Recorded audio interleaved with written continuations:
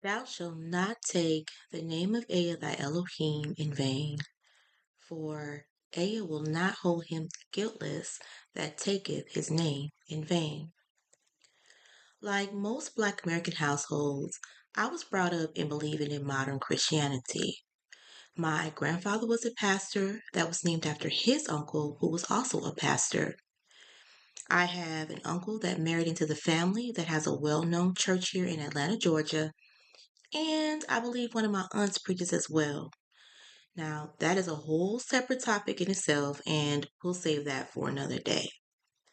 And although my mom didn't go to church, she made sure that I was on that church school bus every single Sunday. Anyway, I was taught that taking our Creator's name in vain is by simply cursing and or saying, God damn it, or something to that effect. How wrong were they? How wrong was I to believe them? The concept of vanity is far more profound than anyone could have ever imagined. When a person says that I belong to God or that I am his child, I wonder, are you an ambassador of our Creator? To belong to him has a significant meaning. I am an Israelite woman, so belonging to him means I bear his name, thus, I am an ambassador. My goal is to be in the express image of him. That means my purpose is to be a perfect, exact representation or embodiment, conveying his essence without being the original itself. When a person claims to belong to him, taking the name in vain also means to misuse or dishonor his name, particularly by taking a false oath, profaning the name through wicked behavior, or using it for empty or worthless purposes. Any act that trivializes or devalues our Creator or His name, treating it as worthless rather than with the awe and reverence it deserves, is considered taking it in vain. In the Jewish religion, it is believed and taught that His name shouldn't be spoken. But according to Scripture, this isn't true. And hopefully, there can be a lesson on what's in a name later. But bearing his name does carry a burden of responsibility. Bearing our Creator's name implies representing him to others. To take his name in vain is also to misrepresent him through hypocritical behavior or by claiming to be his follower while living a sinful life. So, what is sin? In First John or Yohanan chapter 3 verse 4 states, whosoever committeth sin transgresseth also the law, for sin is the transgression of the law. It can also be selective obedience.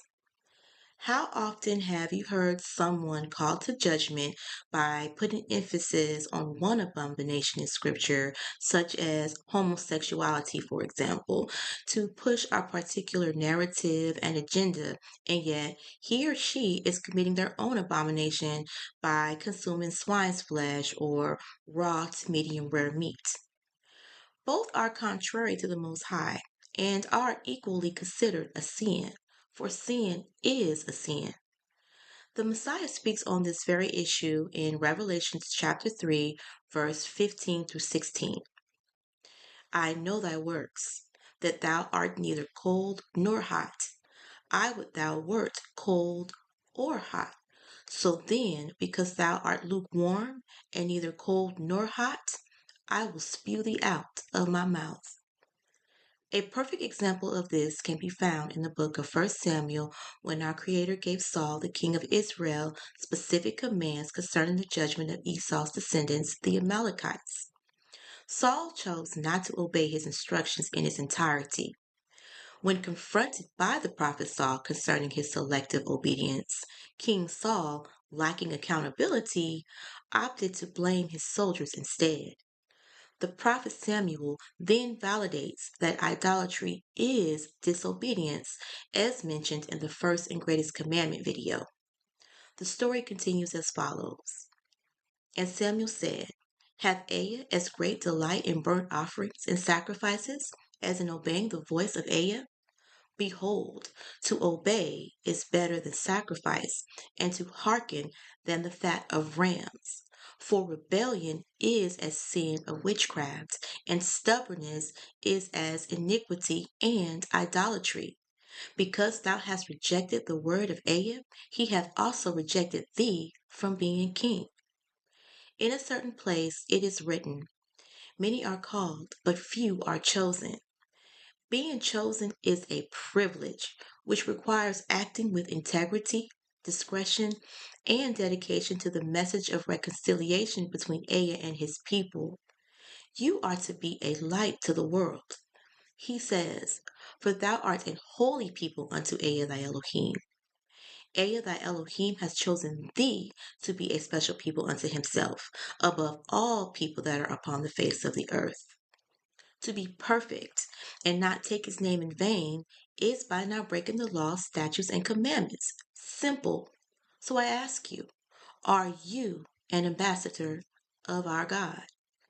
Do not be as King Saul, losing his place as king, thus the crown of glory from our Creator. Revelation chapter 3, verse 11 states, Behold, I come quickly. Hold that fast which thou hast, that no man take thy crown.